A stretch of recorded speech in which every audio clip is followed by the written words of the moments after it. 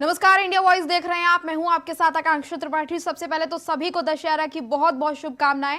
और अब बुलेटिन की शुरुआत करते हैं। आज पूरा देश बुराई पर अच्छाई का प्रतीक माने जाने वाले दशहरा के त्योहार को मना रहा है और आज के त्योहार को लेकर जगह जगह रौनक देखने को मिल रही है।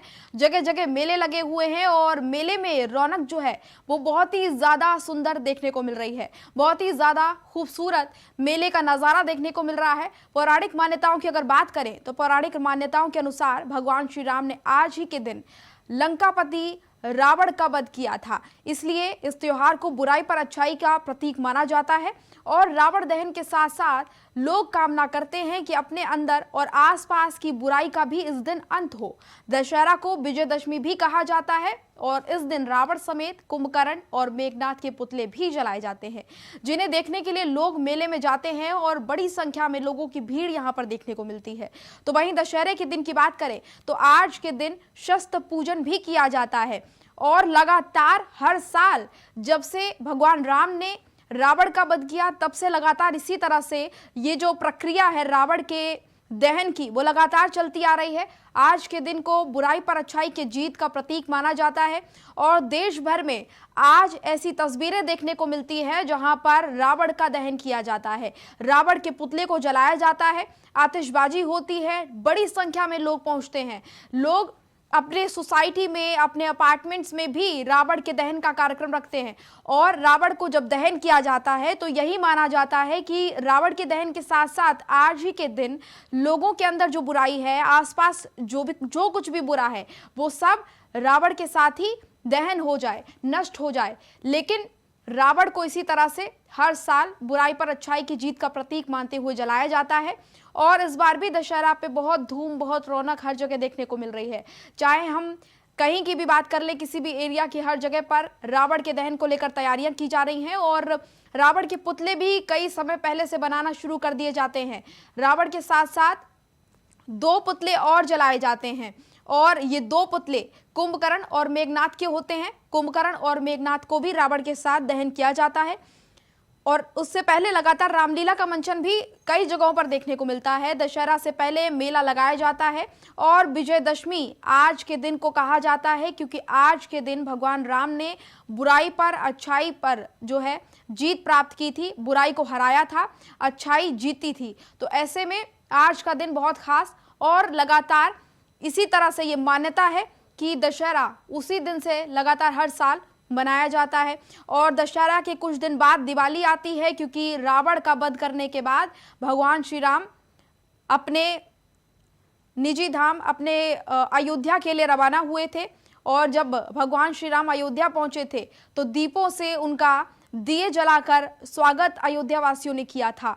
और आपको ये भी जैसे कि पता ही होगा कि रावण को हर साल जलाया जाता है। भगवान श्री राम ने रावण को जलाकर बुराई का अंत किया था। रावण ने जिस तरीके से लोगों को परेशान किया था, जिस तरीके से लोगों का, ऋषियों मुनियों का जीना हराम कर दिया था, भगवान श्री राम जब वनवास पर पहुंचे तो भगवान श्री राम को भी उसने परेशान किया, माता सीता का उसने हरण किया और उसके बाद भगवान श्री राम का उसके साथ युद्ध हुआ और रावण को मारकर भगवान श्री राम ने उसका वध किया और उसके बाद से ही लगातार दशहरा का जो दिन है हर साल बड़ी धूमधाम से मनाया जाता आ रहा है। जगह जगह दशहरा के दिन मेले लगते हैं और पूरे देश में दशहरे के दिन पर रौनक देखने को मिलती है।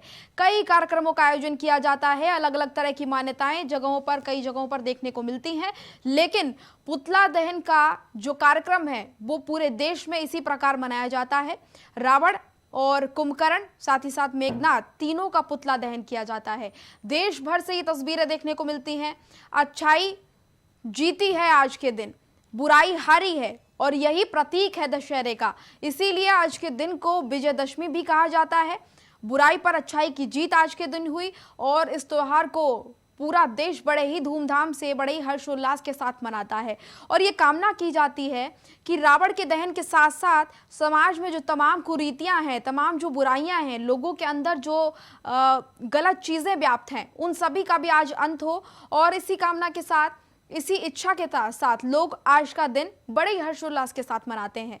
दशहरा का पर्व बहुत महत्वपूर्ण है क्योंकि ये आज का जो दिन है ये प्रतीक है कि बुराई का अंत होना ही होना है, बुराई का अंत तय है और अच्छाई की जीत भी तय है। ऐसे में दशहरा का महत्व बहुत ज्यादा खास होता है। और आज के दिन जो तमाम जगहों पर रामलीला का मंचन किया जाता है, वो उन जगहों पर भी रावण का पुतला दहन किया जाता है। भगवान श्री राम का किरदार निभाने वाले जो राम होते हैं रामलीला में, वो रावण का वध करते हैं और रावण का अंत यहाँ पर दिखाया जाता है। कई तरह से, कई जगहों से इस तरह की तस्वीरें देखने को मिलती हैं और लोग आज के दिन को बहुत ही हर्षोल्लास के साथ मनाते हैं। अच्छाई पर जीत का ये प्रतीक, अच्छाई आज के दिन जीती, बुराई आज के दिन हारी थी, इसीलिए आज के दिन को विजयदशमी भी कहा जाता है। पूरे देश में दशहरे की रौनक देखने को मिलती है, पूरे देश में लोगों में हर्षोल्लास देखने को मिलता है। आज के दिन भगवान श्री राम ने रावण को मारा था, रावण का वध किया था।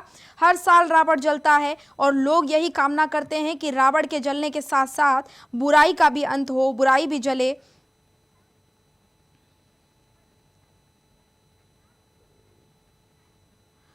और हमारे साथ हमारे संवाददाता वरुण शर्मा और शोएब रिजवी जुड़ गए हैं ज्यादा अपडेट के साथ। सबसे पहले वरुण शर्मा का रुख करेंगे। वरुण, आज की बात करें तो किस तरह की तस्वीरें आज देखने को मिल रही हैं? तमाम जगहों पर रावण दहन का कार्यक्रम रखा गया है और आज रावण का दहन किया जाएगा। दशहरा बहुत बड़ा महत्व दशहरा का होता है, क्या तस्वीरें आपको देखने को मिल रही हैं?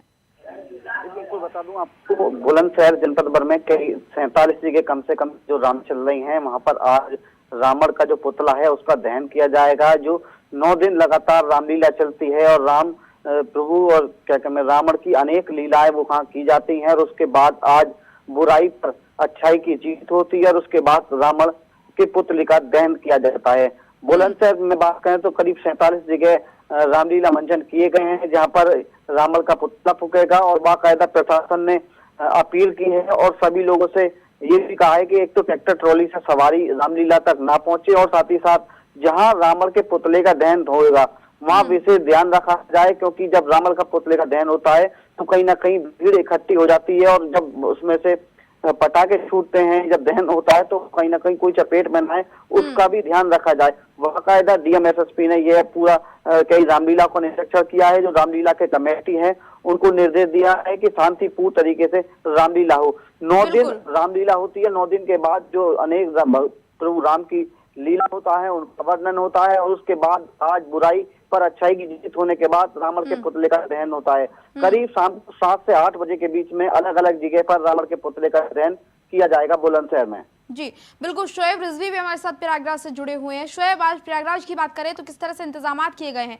जैसे कि वरुण बता रहे थे कि रावण का दहन आज होगा और आज का दिन दशहरा को जो है विजयदशमी के तौर पर मनाया जाता है और बहुत महत्वपूर्ण दिन आज का है। ऐसे में अगर सुरक्षा की बात करें तो सुरक्षा के मद्देनजर भी प्रशासन को बड़े इंतजाम करने पड़ते हैं, क्योंकि पुतला दहन का कार्यक्रम होता है, बड़ी संख्या में लोग वहां पर पहुंचते हैं।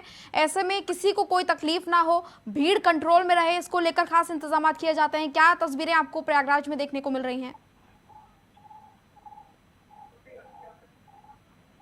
धर्म नगरी है, आस्था का केंद्र कहा जा सकता है प्रयागराज को, और ऐसे में यहाँ पर अलग अलग पंडाल बनाए गए हैं। जहाँ किसी सर्दी नवरात्र के अलग अलग पंडालों में देवी विराजमान है, वहाँ भी बाकायदा देवी शाम में भजन कीर्तन इस तरह के प्रोग्राम होते रहते हैं। साथ ही साथ क्योंकि रामलीला भी प्रयागराज की ऐतिहासिक है, अलग अलग जो रामलीला कमेटी है वो 9 दिनों से अलग अलग भगवान राम के अलग अलग जो कहानियां हैं उनका मंचन करती हैं। बाकायदा उसमें एक पूरी टीम काम करती है और आज कह सकते हैं कि आज रावण दहन के साथ ये कार्यक्रम कहीं ना कहीं संपन्न होगा। आज ऐतिहासिक जो यहाँ का प्रयागराज का चौक का मेला है वो भी होगा, भारत मिलाप का भी कार्यक्रम होगा। तो कह सकते हैं रावण जो दहन है वो इलाहाबाद यानी प्रयागराज में 2 अलग अलग स्थानों पर, एक ककराहा घाट है वहां पर इसका आयोजन किया जाएगा, वहीं अलोपी बाग में भी रावण दहन का कार्यक्रम किया जाएगा। इसके लिए एक अलग मैदान चिन्हित किया जाता है प्रशासन की तरफ से, कमेटी की तरफ से।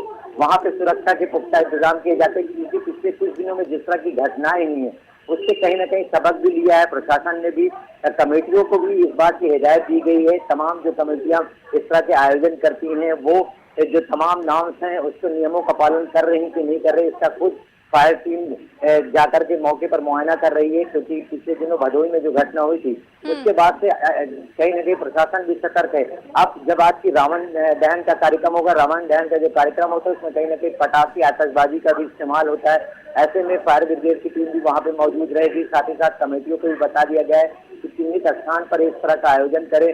बड़ी संख्या में लोग इकट्ठा होंगे, इसलिए पुलिस प्रशासन की बड़ी मौजूदगी वहाँ पर रहेगी। चप्पे चप्पे पर उनकी निगाह रहेगी, जहाँ भी जरूरत होगी पुलिस वहाँ पे मौजूद होगी। इस तरह की व्यवस्थाएं की गई तो कह सकते हैं। हालांकि इंद्रदेव पिछले 2 दिनों से काफी मेहरबान है, लगातार रुक रुक कर बारिश हो रही, तो कहीं न कहीं इस तरह के आयोजन जो खुले मैदान में होंगे वहाँ पे थोड़ी असुविधा जरूर होगी, क्योंकि बारिश की वजह से लोग भी निकलने में थोड़ा हिचकिचाहट होगी। लेकिन इतना जरूर है कि अभी समय है, क्योंकि जो रावण दहन का कार्यक्रम होगा देर शाम में शुरू होता है प्रयागराज में अलग अलग जगहों में, तो अभी इंतजार करना पड़ेगा। लेकिन इतना जरूर है कि लोगों में जोश इसलिए भी है क्योंकि कोरोना के बाद यानी 2 सालों के बाद इस तरह के बड़े आयोजन हो रहे हैं, क्योंकि पिछले कोरोना के दौरान इस तरह के आयोजन नहीं हो पाए थे। लेकिन लोगों में इसलिए इस बार ज्यादा उत्साह भी है और इस तरह के कार्यक्रम में वो बढ़ चढ़ कर हिस्सा ले रहे हैं। जी बिल्कुल शोएब, और जैसे कि आप बता रहे हैं कि कई जगहों पर प्रयागराज में आज के दिन कार्यक्रम होंगे।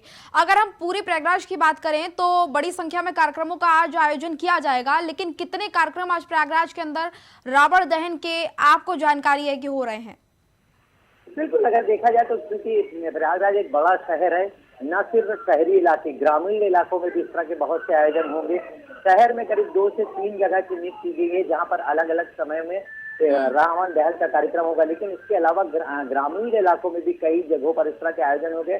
तो ये कहा जा सकता है कि कई जगह पर इस तरह के, क्योंकि जहाँ जहाँ पर भी रामलीला का मंचन होता है उसके 10वें दिन रावण दहन का कार्यक्रम होता है। बाकायदा पूरे सज धज के साथ जो पूरा रामदल है वो उस स्थान पे पहुंचता है जहाँ पे रावण दहन होता है। खासतौर से ग्रामीण इलाकों में बाकायदा एक इलाका बसा होता है जहाँ पर रावण की मूर्ति बनी होती है। वहीं पर रावण दहन का कार्यक्रम, जहाँ रावण वध का कार्यक्रम होता है, बाकायदा उसका मंचन होता है। बड़ी संख्या में लोग इकट्ठे होते हैं। उसके भगवान राम खुद अपने बाणों से रावण को भेजते हैं। तो ऐसे दृश्य देखने के लिए भी लोग आते हैं। तो अलग अलग तरीके से अलग अलग जगहों पर रावण दहन का कार्यक्रम होगा। लेकिन शहरी इलाकों की बात करें तो मुख्य कार्यक्रम जो शहर में होगा वो ककराहा घाट यहाँ पर एक जगह है वहाँ पर, और आलोकी बाग यहाँ पर 2 जगहों पर होगा। ये जो रामलीला कमेटी है उनके सौजन से कार्यक्रम को होता है। वहाँ पर बाकायदा राम का पुतला होगा जिसपे बाकायदा आतशबाजी भी लगाई जाती है, और उसके कहीं न कहीं पहले भगवान राम खुद वहाँ पर पहुँचते हैं और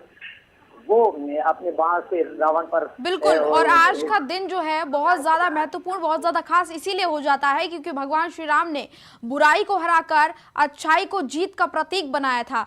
हमारे साथ जितेंद्र भाटी भी गाजियाबाद से जुड़े हैं, हमारे सहयोगी।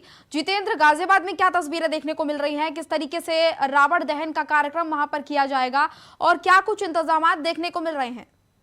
देखिए, गाजियाबाद में चप्पे चप्पे पर पुलिस तैनात की गई है, क्योंकि गाजियाबाद यानी दिल्ली से सटा गाजियाबाद ये वो जगह है जहां पर अमूमन तौर पर आपराधिक वारदात तो होती है, तो दिल्ली की तरफ या कि अन्य जिलों में बदमाश फरार हो जाते हैं। तो चप्पे चप्पे पर पुलिस तैनात की हुई है। खासतौर से अगर सीमाओं की बात की जाए तो यहाँ पर भी गाजियाबाद के जो कप्तान है उनके द्वारा लगातार पुलिस बल जो है वो बढ़ा दिया गया है। अगर मेलों की बात की जाए तो मेलों में भी सुरक्षा व्यवस्था चाक चौबंद की गई है। जगह जगह पर सीसीटीवी लगाए गए हैं और सीसीटीवी मॉनिटरिंग करने के लिए एक जगह बनाई गई है जहां पर शख्स 24/7 बैठे हुए हैं और मॉनिटर कर रहे हैं कि कोई अप्रिय घटना ना घटे, कोई ऐसा शख्स यहाँ ना घुसे जिससे कि यहाँ के हालात बिगड़े। मेरे पीछे आप देख सकते हैं ये वो रावण के पुतले हैं जिनका शाम होते होते दहन होना सुनिश्चित किया गया है, और तमाम जो लोग हैं लगातार इन पुतलों को देखने के लिए आ रहे हैं, क्योंकि अभी से कुछ देर बाद इन पुतलों को सीधा खड़ा कर दिया जाएगा। और ये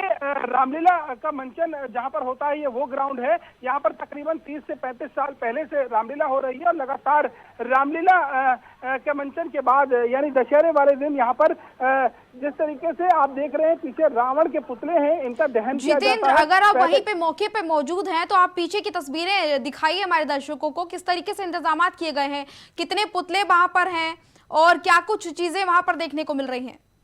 देखिए, ये मेरे पीछे आप देख सकते हैं, यहाँ पर पुतले जो लगाए गए हैं वो सभी पुतले यहाँ पर अभी फिलहाल रख दिए गए हैं और इन सभी पुतलों को कुछ देर में खड़ा कर दिया जाएगा। कुल मिलाकर इन पुतलों की संख्या 3 है जो कि लगातार यहाँ पर खड़े करने की कोशिश की जा रही है। अभी क्रेन यहाँ पहुंचेगी और क्रेन के द्वारा इन सभी पुतलों को खड़ा कर दिया जाएगा, जिसके बाद इनमें पटाखे भी डाले जाएंगे। कार्यक्रम संयोजक जो है हमारे साथ हैं। सर एक सेकंड, कार्यक्रम संयोजक हमारे साथ हैं, इनसे बात कर लेते हैं कि आखिर किस तरीके से इन पुतलों में पटाखे डाले जाएंगे। आप बताएं किस तरीके का कार्यक्रम है, क्योंकि दशहरा पर्व है और यहाँ पे आ जाइए, दशहरा पर्व है और लगातार यहाँ पर लोग भी जुड़ रहे हैं। मेरे पीछे ये दहन करने के लिए पुतले भी रखे गए हैं। कितने बजे का कार्यक्रम है? मैं रामायण कला संगम समिति लाजपत नगर की तरफ से यहाँ का संयोजक हूँ और यहाँ पिछले 32 साल से लगातार रामलीला का आयोजन होता चला रहा है। 89 में हमने शुरुआत करी थी, उस 89 से लेकर आज तक ही जितने भी आयोजन हो रहे बड़े भव्य तरीके से आयोजन हो रहे हैं। अब का आयोजन, इस साल का आयोजन बड़े अच्छे तरीके से किया जा रहा है, जिसमें हमने सुरक्षा के पूर्ण प्रबंध किए हुए हैं।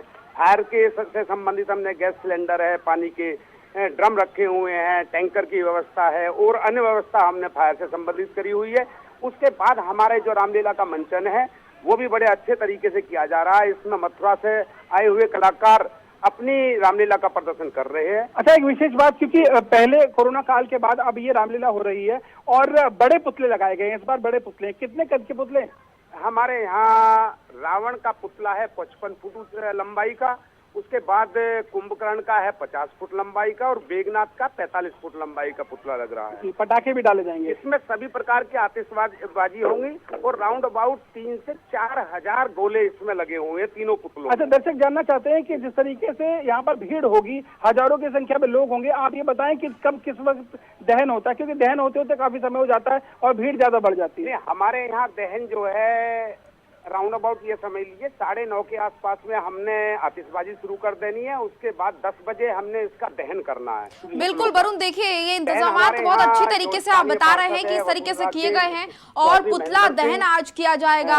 और जैसे कि आप जो ये पूरा कार्यक्रम करवा रहे हैं उनसे आपने बात की, वो भी ये बता रहे हैं कि इंतजाम बहुत खास किए गए हैं। और हमारे साथ वरुण शर्मा भी जुड़े हुए हैं बुलंदशहर से।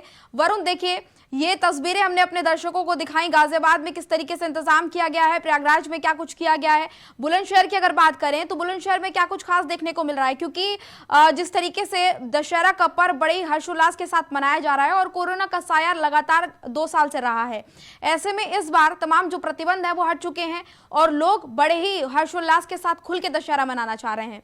क्या तस्वीरें बुलंदशहर में है और सुरक्षा के मद्देनजर अगर बात करें तो क्या कुछ इंतजाम देखने को मिल रहे हैं? मॉक ड्रिल की जा रही है पुलिस की तरफ से, प्रशासन की तरफ से, और जहां पर भी बड़े बड़े कार्यक्रम किए गए हैं वहां पर सुरक्षा के मद्देनजर क्या कुछ खास है?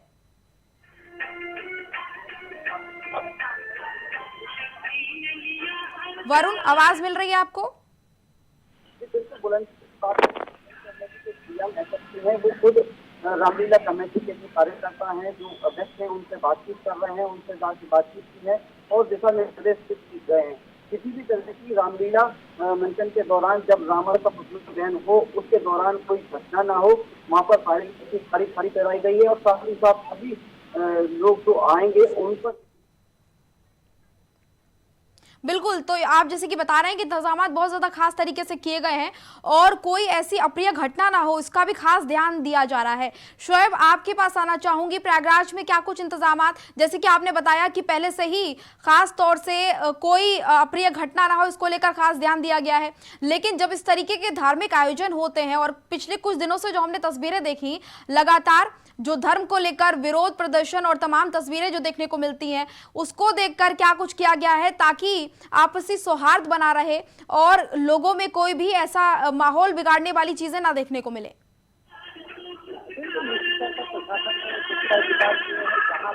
जहाँ भी आयोजन है वहाँ पर न सिर्फ पुलिस के बल जवान है बल्कि महिला पुलिस की बड़ी संख्या में मौजूद है।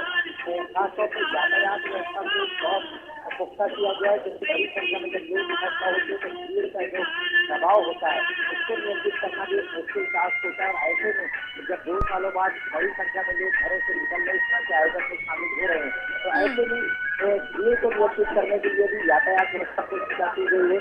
जहाँ तक रावण दहन की बात है तो रावण दहन के समय न सिर्फ फायर ब्रिगेड की टीम वहाँ पे मौजूद रहेगी, बाकायदा जो आतंकवादी व्यवस्था की गई है खुले मैदान में गड़बड़ी न होने पाती। बिल्कुल, और धार्मिक आयोजन है, ऐसे में बहुत ज्यादा ये महत्वपूर्ण हो जाता है कि शांति और आपसी सौहार्द बना रहे और जो तमाम धर्मों में आपस में जो चीजें होती हैं और जो आपस में टकराव वाली स्थिति देखने को मिल रही है पिछले कुछ दिनों से, वो ना हो, इसको लेकर भी खासतौर से इंतजामात प्रयागराज में भी देखने को मिल रहे हैं और तमाम अन्य जगहों पर भी जहां कहीं पे भी दशहरा का कार्यक्रम मनाया जा रहा है वहां देखने को मिल रहे हैं। गाजियाबाद से हमारे संवाददाता हमारे साथ बने हुए जितेंद्र भाटी। जितेंद्र, गाजियाबाद में अगर बात करें तो कितने दिन पहले से तैयारियां शुरू कर दी गई थी और मॉक ड्रिल वगैरह जो शुरू कर दिया जाता है प्रशासन की तरफ से एहतियातन, उसकी अगर बात करें तो कैसे किस तरीके से पूरी प्रक्रिया को लेकर तैयारियां की गई, क्या कुछ इंतजामात इस तरह के देखने को मिले कि सुरक्षा के मद्देनजर कहीं पे भी कोई चूक ना हो? और कई जगहों पर ऐसा देखने को मिलता है कि कुछ लोग जो कि माहौल बिगाड़ने की कोशिश में तमाम तरह की ऐसी हरकतें करते हैं जिससे कि माहौल बिगड़ जाता है, तो ऐसे में क्या कुछ खास इंतजामात? देखिए आकांक्षा, आपको बता दें कि गाजियाबाद में जो पुलिस कप्तान है मुनिराज गोबू, उनका साफ तौर पे कहना है कि सभी थानाध्यक्ष अपने इलाके में पैदल मार्च करेंगे और ये ऐसे इसलिए नहीं कि यहाँ पर रामलीला हो रही है और नवरात्रों के दिन थे, लेकिन अमूमन तौर पर डेली शाम के वक्त पैदल मार्च किया जाता है पुलिस के द्वारा और जो कि पुलिस कप्तान है वो लगातार इस पैदल मार्च का हिस्सा भी बनते हैं। अपने अपने क्षेत्राधिकारी जो कि साहिबाबाद क्षेत्राधिकारी हैं, साहिबाबाद क्षेत्राधिकारी स्वतंत्र कुमार सिंह, उनके द्वारा भी लगातार पैदल मार्च किया जाता है और कुल मिलाकर जो पुलिस व्यवस्था है वो चाक चौबंद की गई है, कोई अप्रिय घटना ना घटे इसको लेकर खासतौर से पुलिस पूरी तरीके से तैयारी किए हुए है। और अब जब जिस तरीके से मेले का आयोजन हो रहा है गाजियाबाद में जगह जगह पर और सैकड़ों की संख्या में लोग मंचन के दौरान यहाँ पर पहुंचेंगे और रावण दहन देखने के लिए तमाम लोग पहुंचेंगे, तो कुल मिलाकर पुलिस के लिए एक सरदर्द तो था कि यहाँ पर कोई अप्रिय घटना ना घट जाए, इसको लेकर पुलिस को खासा इंतजाम करने थे और वो इंतजाम काफी भी हैं, क्योंकि आईबी के अलर्ट के बाद गाजियाबाद में खुफिया विभाग को भी अलर्ट किया गया है। एलआईयू की टीम भी लगातार मौका मुआयना कर रही है और शादी वर्दी में भी पुलिस तैनात की गई है। कुल मिलाकर व्यवस्थाओं को चाक चौबंद किया गया और जो जहां पर मैं खड़ा हूं ये रामलीला का मंचन यहाँ पर तकरीबन 32 से 35 सालों पहले से होता आ रहा है और अब यहाँ पर एक हाईटेक रामलीला ग्राउंड बनाया गया है और जिस तरीके से यहाँ पर जो कार्यक्रम संयोजक थे उन्होंने बताया कि सीसीटीवी लगाए गए, तो जमीनी स्तर पर भी हमने ये खुद चेक किया है यहाँ पर तमाम जगह पर। जितेंद्र, यानी कि कुल मिलाकर तमाम इंतजामात को पूरा किया गया है और हर पहलू पर, हर बिंदु पर नजर रखी जाएगी, सीसीटीवी कैमरे से भी निगरानी की पूरी जानकारी है और तमाम इंतजामात बहुत अच्छी तरीके से पुख्ता किए गए हैं सुरक्षा के मद्देनजर। और सबसे बड़ी बात यह है कि काफी समय बाद लोगों को यह मौका मिल रहा है कि दशहरा के मौके पर लोग बड़ी संख्या में पहुंचेंगे, ऐसे में पुलिस प्रशासन के लिए भी बड़ी चुनौती साबित हो सकता है और ऐसे में पुलिस ने भी इस चुनौती को बहुत ही खरे तौर से लिया है और तमाम इंतजामात पूरे किए जा रहे हैं। शोएब और जितेंद्र, आप दोनों का तमाम जानकारी के लिए बहुत बहुत धन्यवाद। तो फिलहाल बुलेटिन में इतना ही, मुझे दीजिए इजाजत, नमस्कार।